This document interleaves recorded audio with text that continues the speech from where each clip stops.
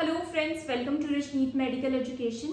इस लेक्चर में हम डिस्कस करेंगे internal genital organs of female और उसमें भी हम डिस्कस करेंगे विजाइना को डिटेल में, plus exam point of view से, competitive exam point of view से कौन कौन सी इंपॉर्टेंट चीज़ें हैं वो सभी इस लेक्चर में मैंने एक्सप्लेन की हैं। So let's start the video. So internal genital organs and उसमें भी हम क्या डिस्कस करेंगे, first vagina. So female reproductive system. अब फीमेल रिप्रोडक्टिव सिस्टम हम क्यों पढ़ रहे हैं, बहुत इंपॉर्टेंट इसके फंक्शन है। फीमेल रिप्रोडक्टिव सिस्टम जो फीमेल गोनाड्स हैं, एग्स या फिर ओवम, उसकी प्रोडक्शन करते हैं, बहुत इंपॉर्टेंट है। एग का फॉर्मेशन, एग नहीं बनेगा तो क्या होगा, जो नेक्स्ट जनरेशन है वो नहीं बनेगी, क्योंकि एग या फिर ओवा ही स्पर्म के साथ फर्टिलाइज होकर जाइगोट बनाता है, बेबी बनाता है, एंड देन नेक्स्ट जनरेशन आती है। तो बहुत इंपॉर्टेंट फंक्शन है फर्स्ट एग का फॉर्मेशन। सेकेंड इसका इंपॉर्टेंट फंक्शन क्या है, फर्टिलाइजेशन। जो फर्टिलाइजेशन होता है ओवा और स्पर्म का, वो कहाँ होता है, फीमेल रिप्रोडक्टिव सिस्टम के अंदर होता है, इंटरनल जेनिटेलिया के अंदर होता है, फीमेल के, ना कि मेल के। सो सेकेंड इंपॉर्टेंट फंक्शन है ये। थर्ड इसका इंपॉर्टेंट फंक्शन है इम्प्लांटेशन। जब फर्टिलाइजेशन हो जाता है एग और स्पर्म का, उसके बाद जो इम्प्लांटेशन होता है जाइगोट का, वो भी कहाँ पर होता है, फीमेल रिप्रोडक्टिव सिस्टम में होता है। उसके बाद इम्प्लांटेशन के बाद ग्रोथ एंड डेवलपमेंट भी कहाँ पर होती है, फीमेल रिप्रोडक्टिव सिस्टम में ही होती है, यूट्रस के अंदर ही होती है। And last child birth. Child birth कहाँ से होता है, फीमेल रिप्रोडक्टिव सिस्टम से होता है। चाइल्ड बर्थ ही नहीं, उसके बाद बर्थ के बाद चाइल्ड की केयर वो भी कौन करती है, फीमेल करती है। क्यों, by the process of lactation. तो लैक्टेशन जो कि मिल्क की प्रोडक्शन है वो कहाँ पर हो रही है, वो भी फीमेल रिप्रोडक्टिव सिस्टम के अंदर ही होती है। सो फीमेल रिप्रोडक्टिव सिस्टम बहुत इंपॉर्टेंट है। अब इसमें हमने टू में डिवाइड किया है, एक आते हैं प्राइमरी सेक्स ऑर्गन्स एंड दूसरे आते हैं secondary sex organs. So primary sex organs जो कि प्राइमरी है वो क्या है, पेयर ऑफ ओवरीज या फिर इनको फीमेल गोनैड्स भी कहते हैं। ओवरीज का फंक्शन क्या है, अब सबसे पहले देखो, ओवरीज अगर फीमेल में है तो मेल में क्या है, मेल में जो मेल गोनैड्स हैं वो क्या है, टेस्टिस हैं। ओवरीज का इंपॉर्टेंट फंक्शन क्या है, सबसे पहले एग या फिर ओवा को प्रोड्यूस करना, ओवम को प्रोड्यूस करना, जिसको हम फीमेल गैमीट्स बोलते हैं। वही मेल क्या प्रोड्यूस करते हैं, टेस्टिस क्या प्रोड्यूस करती है, स्पर्म प्रोड्यूस करती है, जो कि मेल गैमीट्स हैं। दूसरा इसका इंपॉर्टेंट फंक्शन क्या है, फीमेल सेक्स हार्मोन्स को प्रोड्यूस करना। फीमेल सेक्स हार्मोन्स कौन से हैं, दो है, एस्ट्रोजन एंड प्रोजेस्टेरोन मेनली। तो एस्ट्रोजन एंड प्रोजेस्टेरोन का भी इंपॉर्टेंट फंक्शन है। एस्ट्रोजन एंड प्रोजेस्टेरोन क्या करता है, जो फीमेल रिप्रोडक्टिव ऑर्गन्स है उसको मेंटेन करता है। जो फीमेल की जो सेकेंडरी सेक्सुअल कैरेक्टरिस्टिक्स हैं वो अपीयर होती है इनके कारण।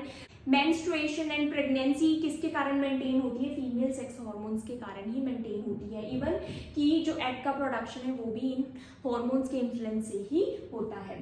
सो वेरी इंपॉर्टेंट ओवरीज यहाँ पर आपको डायग्राम में दिख रही है, तो ये क्या है, ओवरीज है, पेयर में प्रेजेंट है, ठीक है, one ovary and second ovary. अब सेकेंडरी सेक्स ऑर्गन्स क्या है, एक्सटर्नल जेनिटेलिया सबसे पहले, जिसमें मोन्स प्यूबिस आता है, labia majora, labia minora, clitoris and vestibule. हमने ये जो ऑर्गन्स है एक्सटर्नल जेनिटेलिया के प्रीवियस लेक्चर में डिस्कस किए हैं, तो आप वो जरूर देखें, बहुत डिटेल में अच्छे से एक्सप्लेन किए हैं। Next is internal genitalia. अब इंटरनल जेनिटेलिया में क्या क्या आता है, ठीक है, क्या आता है, वेजाइना आता है, uterus, cervix and fallopian tubes आती है। अब देखो सबसे पहले ओवरीज, ठीक है, ओवरीज भी हम इंटरनल जेनिटेलिया में ही डिस्कस करेंगे क्योंकि ये भी इनसाइड ही प्रेजेंट है। देखो इंटरनल और एक्सटर्नल जेनिटेलिया में क्या डिफरेंस है। एक्सटर्नल जेनिटेलिया क्या है, एक्सटर्नल एग्जामिनेशन, जब एग्जामिनेशन करते हैं फीमेल रिप्रोडक्टिव सिस्टम का तो एक्सटर्नली ये प्रेजेंट होते हैं एंड इसके लिए एज सच कोई इंस्ट्रूमेंट की जरूरत नहीं है क्योंकि ये एक्सटर्नली विजिबल है।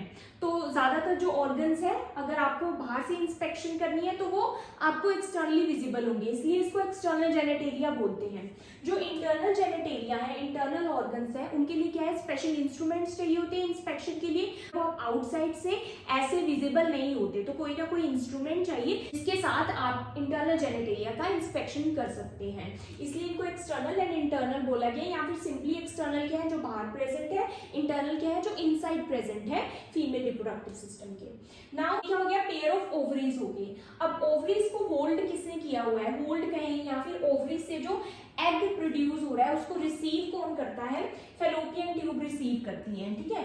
तो दो ही ओवरीज होती हैं, दो ही फेलोपियन ट्यूब होती है। फेलोपियन ट्यूब के एंड पर ये फिंगर लाइक प्रोजेक्शंस होती हैं जिनको हम क्या बोलते हैं, फिम्ब्रे बोलते हैं। और इन फिम्ब्रे से क्या होता है कि जो ओवम है वो रिसीव हो जाता है। अब फेलोपियन ट्यूब में ही क्या होता है, फर्टिलाइजेशन भी होता है। अब फेलोपियन ट्यूब्स दो हो गई, उसके बाद ये क्या आता है, ये है हमारा यूट्रस, ठीक है। यूट्रस है ये, यूट्रस में ही इम्प्लांटेशन होती है जाइगोट की, और यहीं पर जो बेबी है वो ग्रो करता है, या फिर आप बोल सकते हो जो एम्ब्रियो है वो ग्रो करता है। उसके बाद ये जो यूट्रस का जो नैरो पार्ट है, लोअर पार्ट, इसको हम क्या बोलते हैं, सर्विक्स बोलते हैं। सर्विक्स के नीचे ही आती है ये जो कैनाल है, इसको बोलते हैं वेजाइना बोलते हैं, ठीक है। अब वेजाइना को बर्थ कैनाल भी बोलते हैं, कई जगह पर आपको सर्विक्स और वेजाइना दोनों बर्थ कैनाल मिलेंगी। क्यों?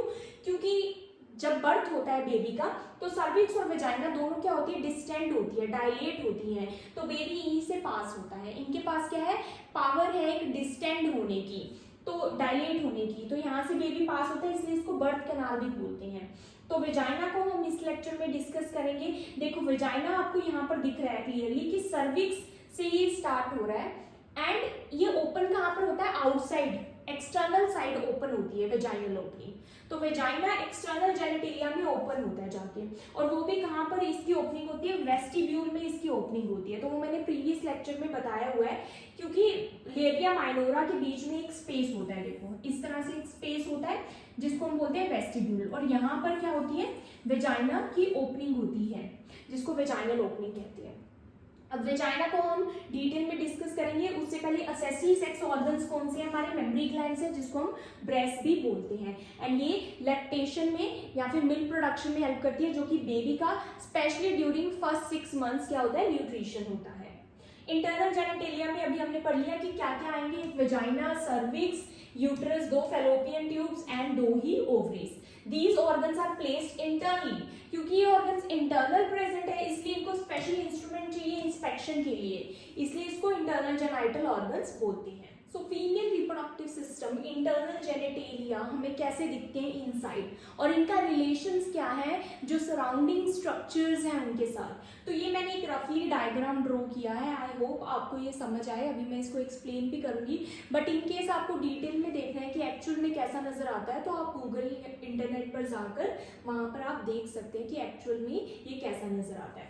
सो अभी समझने के लिए मैंने इस तरह से ड्रॉ किया है। तो सबसे पहले ये जो रेड कलर से मैंने ड्रॉ किया है ये क्या है, यूट्रस है, एंड ये जो कैनाल है नीचे यूट्रस की ये क्या है, ये है वेजाइना, ये इतनी वेजाइना है। ओके, सो ये है यूट्रस, ये है वेजाइना, एंड ये जो पार्ट है यूट्रस का नैरो पार्ट जो नीचे है ये क्या है, ये है सर्विक्स।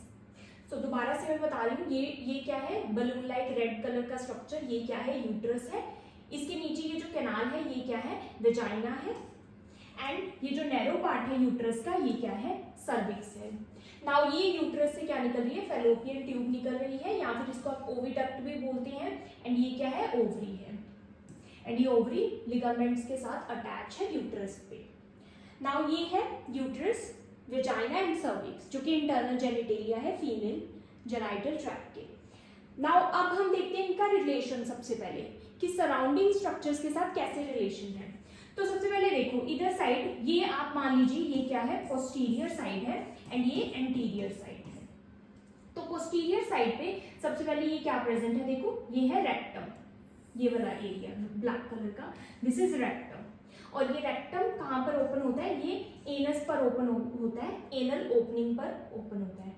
तो इसके देखो पोस्टीरियर साइड क्या प्रेजेंट हुआ, वेजाइना के पोस्टीरियर साइड क्या प्रेजेंट हुआ, rectum and anal canal present है पोस्टीरियर साइड। अब एंटीरियर साइड देखते हैं, ये क्या है, ये है यूरिनरी ब्लैडर, एंड ये क्या है, यूरेथ्रा है, ये वाला पार्ट यूरेथ्रा है। अब देखो वेजाइना के एंटीरियर साइड क्या प्रेजेंट है, urinary bladder and urethra present है।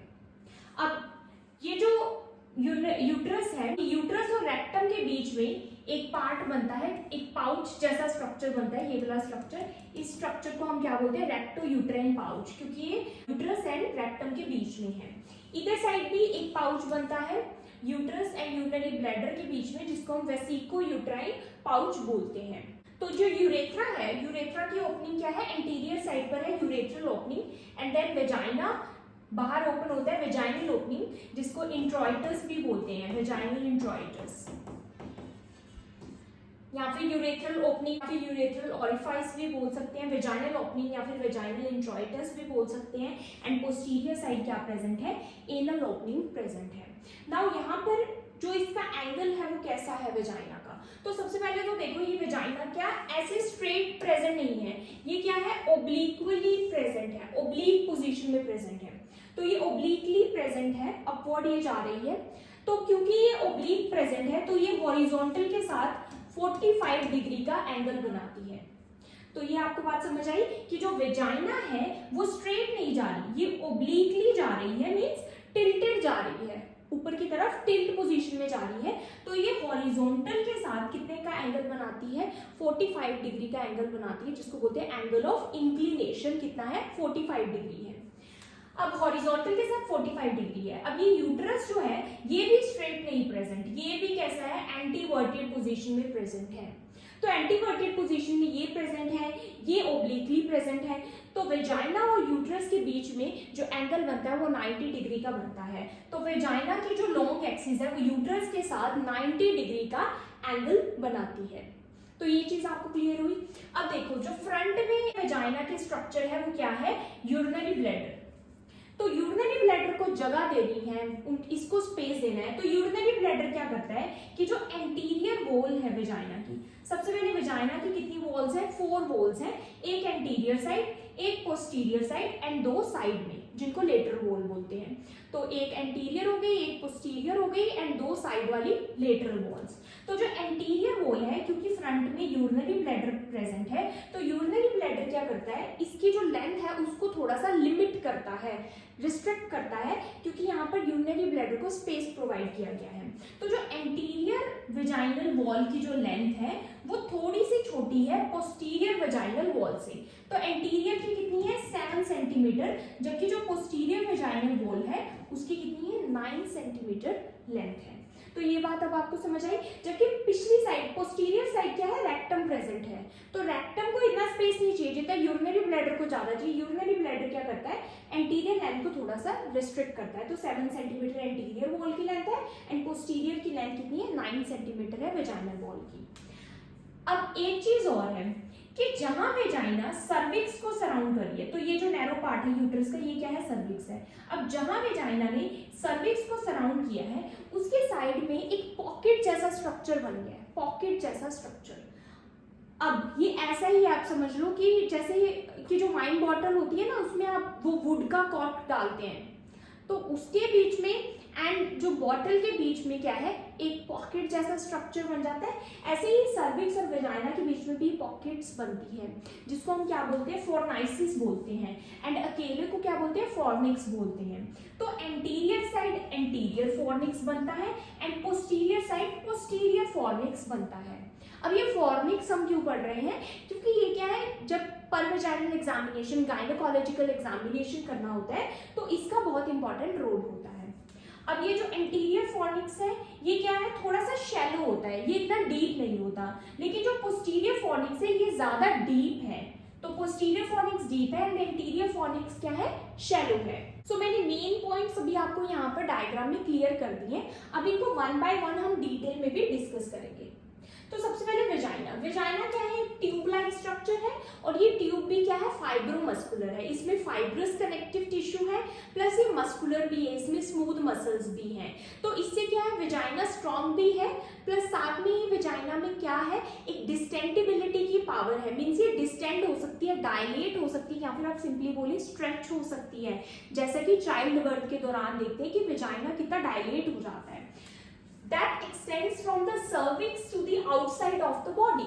अभी हमने यहाँ पर क्या देखा कि ये cervix से outside of the body तक है, cervix से ये start हो जाता है and outside of the body vaginal opening present है। तो इसका मतलब कि ये internal genitalia को external genitalia से connect कर रही है।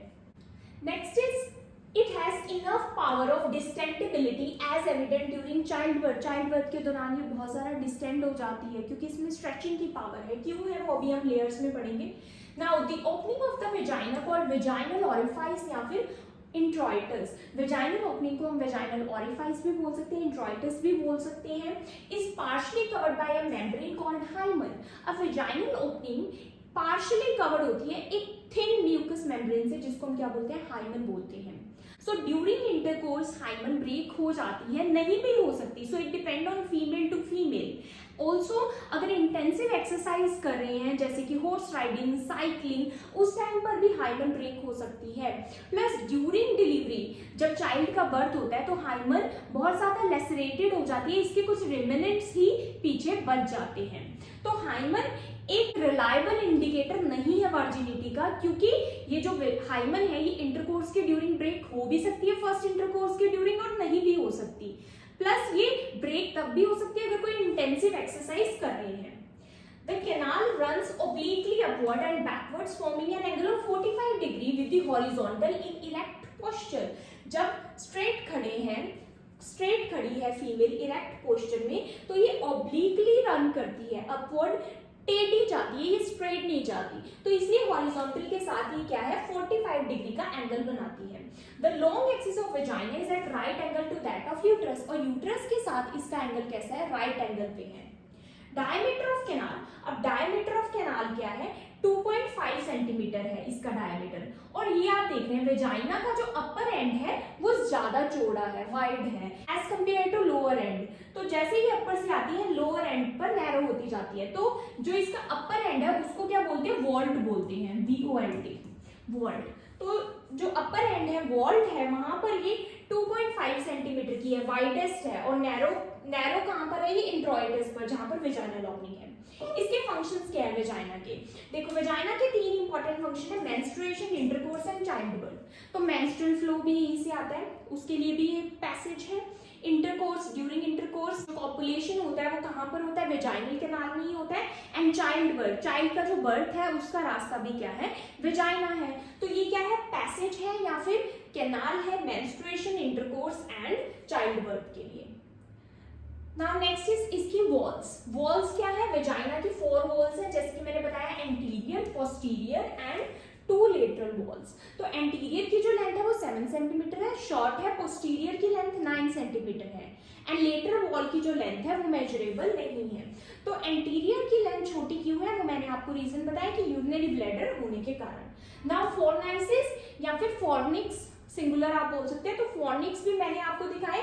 तो फॉर्निक्स क्या है, रिसेस्ड एरिया या फिर पॉकेट्स है around the cervix where vaginal wall surround the cervix, जहां पर वेजाइना की वॉल सर्विक्स को सराउंड करिए, वहां पर पॉकेट्स जैसी बन जाती हैं, जिनको फॉर्निक्स बोलते हैं।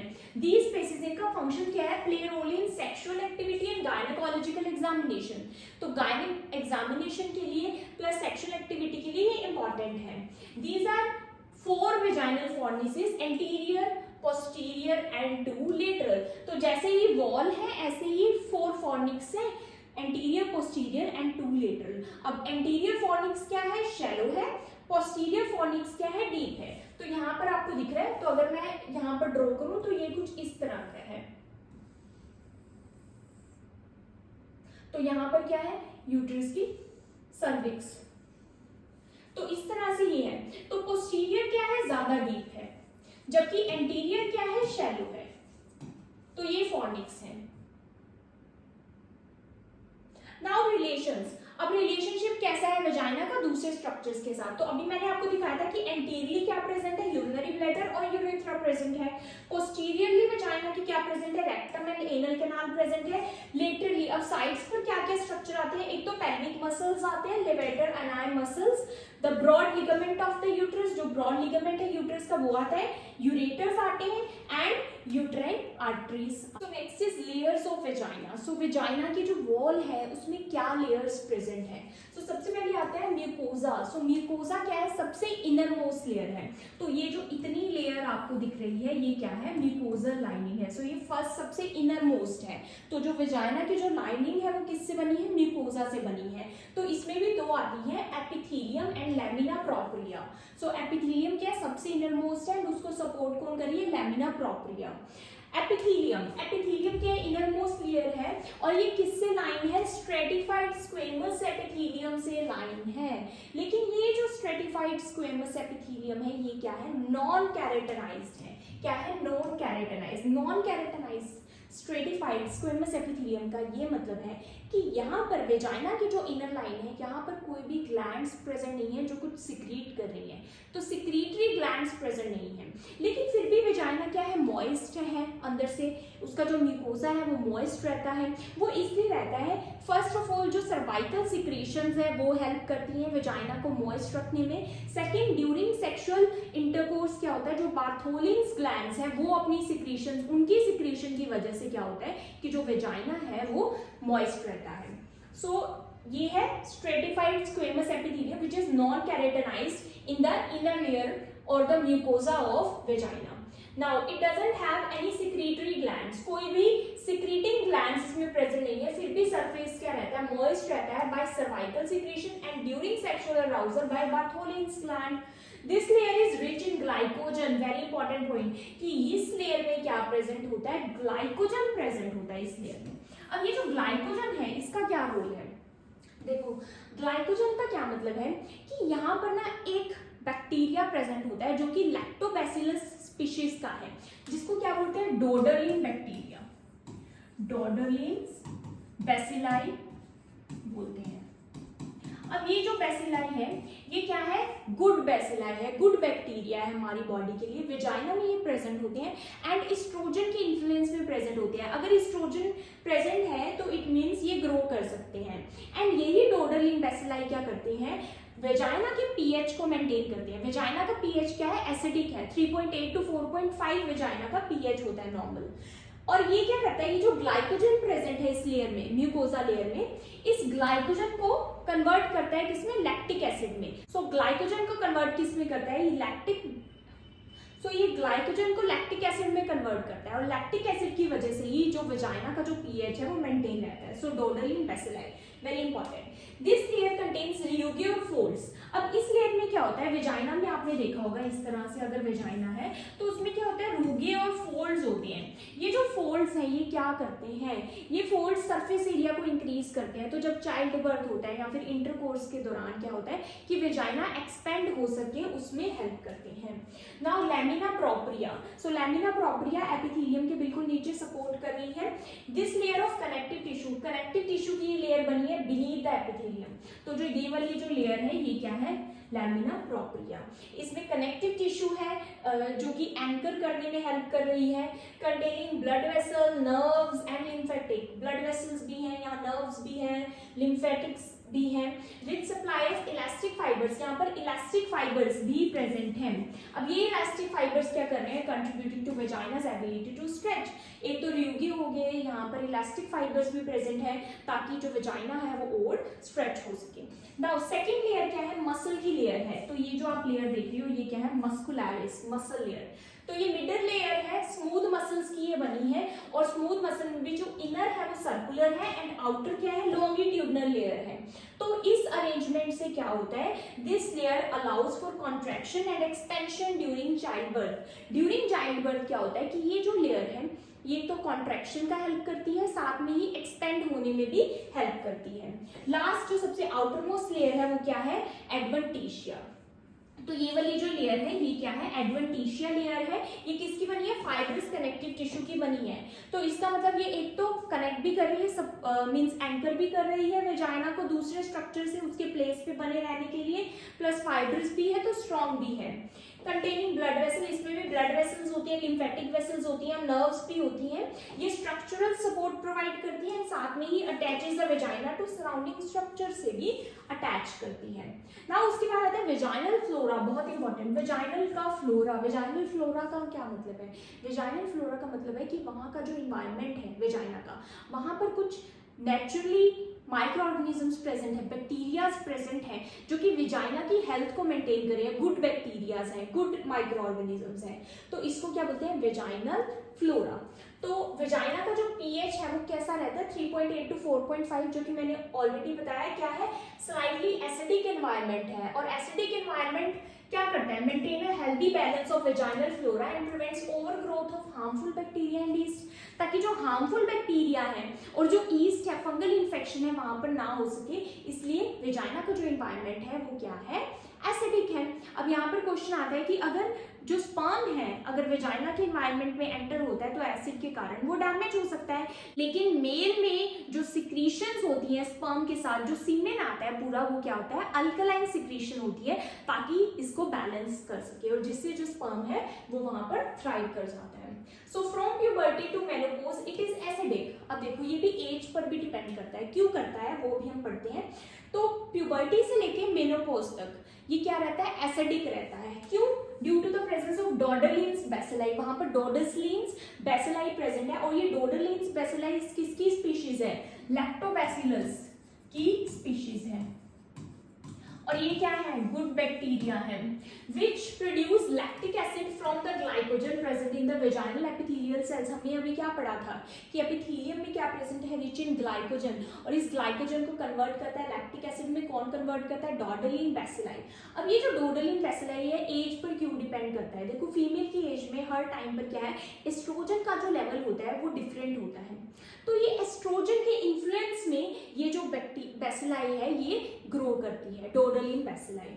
अब देखो एज के अकॉर्डिंग हम वेजाइनल पीएच पढ़ते हैं। सबसे पहले जो न्यूबॉर्न है, न्यूबॉर्न का जो वेजाइना का पीएच है वो कैसा होता है, वो स्लाइटली एसिडिक टू न्यूट्रल हो सकता है। अब न्यूबॉर्न में तो एस्ट्रोजन का लेवल हाई नहीं है, लेकिन न्यूबॉर्न क्या है, उस पर मदर का इन्फ्लुएंस है, क्योंकि ब्लड कहाँ से प्रोवाइड हो रहा था, मदर से हो रहा था। न्यूबॉर्न पर क्या है, मदर का इन्फ्लुएंस है। अब मदर के इन्फ्लुएंस के कारण क्या है, क्योंकि मदर में एस्ट्रोजन सिक्रीट हो रहा है, ड्यूरिंग प्रेगनेंसी एस्ट्रोजन का लेवल हाई रहता है, जिसके कारण जो न्यूबॉर्न है उसका वेजाइनल पीएच क्या होगा, स्लाइटली एसिडिक 4.5 to 7 रह सकता है। सो ये इन्फ्लुएंस किससे हो रहा है, मैटरनल हार्मोन के कारण ये इन्फ्लुएंस हो रहा है। अब चाइल्डहुड, ड्यूरिंग चाइल्डहुड क्या होगा, जो फीमेल बेबी है, फीमेल चाइल्ड है, उसका जो वेजाइनल पीएच रहता है वो 6.8 to 7.5 रहता है। तो ये क्या हो गया, ये तो अल्कलाइन हो गया, बेसिक हो गया। ये इसलिए है क्योंकि एस्ट्रोजन की प्रोडक्शन उस टाइम पर लो है। बिफोर प्यूबर्टी जो एस्ट्रोजन की जो प्रोडक्शन है बहुत ज्यादा मिनिमल होती है, इसके कारण डोडरलिन जो बेसिलाई है वो ग्रो नहीं कर पाते एंड जो वेजाइना का पीएच है वो मेंटेन नहीं हो पाता। नाउ रिप्रोडक्टिव एज, जैसे ही प्यूबर्टी आती है, प्यूबर्टी से लेके मेनोपॉज तक, तो ये क्या है, रिप्रोडक्टिव एज है। उस टाइम जो होना चाहिए वेजाइना का एनवायरनमेंट वो रहता है, पीएच कितना रहता है, 3.8 to 4.5 एसिडिक रहता है। ओवरीज क्या करती है, एस्ट्रोजन प्रोड्यूस करती है जिससे डोडरलिन बेसिलाई की ग्रोथ होती है। अब पोस्ट मेनोपॉज, मेनोपॉज के बाद कैसा रहता है, मेनोपॉज के बाद देखो दोबारा से एस्ट्रोजन का लेवल क्या हो जाता है, डिक्लाइन हो जाता है, जिसकी वजह से जो पीएच है वो दोबारा से अल्कलाइन रेंज में आना स्टार्ट हो जाता है, तो 6 to 7.5 रहता है। प्रेगनेंसी, अब ड्यूरिंग प्रेगनेंसी सबसे ज्यादा एसिडिक रहता है, 3.5 to 4.5 रहता है, क्योंकि उस टाइम पर जो एस्ट्रोजन लेवल है वो इंक्रीज रहता है। देन मेंस्ट्रुएशन, अब मेंस्ट्रुएशन पर कैसा रहता है, देखो मेंस्ट्रुअल ब्लड, तो ब्लड का पीएच कैसा रहता है, ब्लड का पीएच क्या है, 7.35 to 7.45, जो कि क्या है, स्लाइटली अल्कलाइन है। तो presence of blood in vagina during menstruation क्या होगा, वहां से ब्लड पास होगा वेजाइना से, जिसकी वजह से जो पीएच है वो थोड़ा रेज होना स्टार्ट हो जाता है, तो 6.5 to 7.5 रहता है।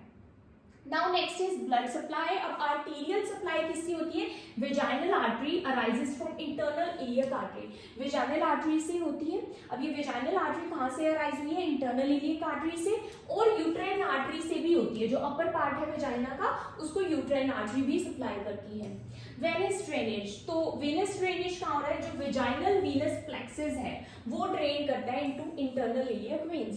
सो वहां पर एक प्लेक्सिस बना हुआ है, वेन्स का ग्रुप बना हुआ है, बंच, वेजाइनल वीनस प्लेक्सिस बोलते हैं, वो ड्रेन कहाँ पर कर रहा है, इंटरनल इलियक वेन में ड्रेन कर रहा है। लिम्फ ड्रेनेज कहाँ पर हो रही है, internal and external iliac nodes में हो रही है। नर्व सप्लाई कहाँ से हो रही है, sympathetic and parasympathetic from the pelvic plexus. So sympathetic and parasympathetic nerve fibre से हो रही है, जो लोअर पार्ट है वेजाइना का उसको प्यूडेंटल नर्व भी सप्लाई करती है। अब कॉमन इन्फेक्शंस या फिर डिसीजेस क्या है वेजाइना की, सबसे पहले वेजाइनाइटिस, सो जो कि इन्फेक्शन है वेजाइना का, बैक्टीरियल इन्फेक्शन हो सकता है। कैंडिडियासिस, ये क्या है, फंगल इन्फेक्शन है वेजाइना का। और सेक्सुअली ट्रांसमिटेड इन्फेक्शंस हो सकते हैं, जैसे कि एचआईवी हो सकता है, एचपीवी हो सकता है, human papilloma virus, genital herpes हो सकता है। ट्रिकोमोनियासिस हो सकता है। तो ये सभी STIs हैं, ये भी हो सकते हैं। कैंसर, वेजाइनल कैंसर रेयर है लेकिन सर्वाइकल कैंसर कॉमन है। तो कैंसर स्क्रीनिंग जरूरी है, जैसे कि पैप स्मीयर लिया जाता है जो कि सर्वाइकल कैंसर को अर्ली डायग्नोज करने के लिए लिया जाता है। एंड जो HPV है, क्योंकि ह्यूमन पैपिलोमा वायरस क्या कर सकता है, सर्वाइकल कैंसर कर सकता है, तो इसके लिए वैक्सीन लेनी बहुत जरूरी है टू प्रिवेंट सर्वाइकल कैंसर। तो ये अभी सारी फीमेल्स को लेनी चाहिए। एंड पैप स्मीयर भी जरूर करवाना चाहिए, क्योंकि ये क्या है, डिटेक्ट कर लेता है, अर्ली डिटेक्ट कर लेता है अगर सर्वाइकल कैंसर प्रेजेंट है तो फर्स्ट स्टेज पर ही बहुत अर्ली ये डिटेक्ट कर लेता है पैप स्मीयर। और HPV वैक्सीन भी बहुत इंपॉर्टेंट है। जो डॉर्डरलिन बैसिलाई हमने पढ़ा था, वो क्या कर रहा था, pH मेंटेन कर रहा था, एसिडिक pH बना रहा था। तो अगर कोई इन्फेक्शन हो जाता है तो वो क्या हो जाता है, वो डिस्टर्ब हो जाता है वेजाइनल फ्लोरा।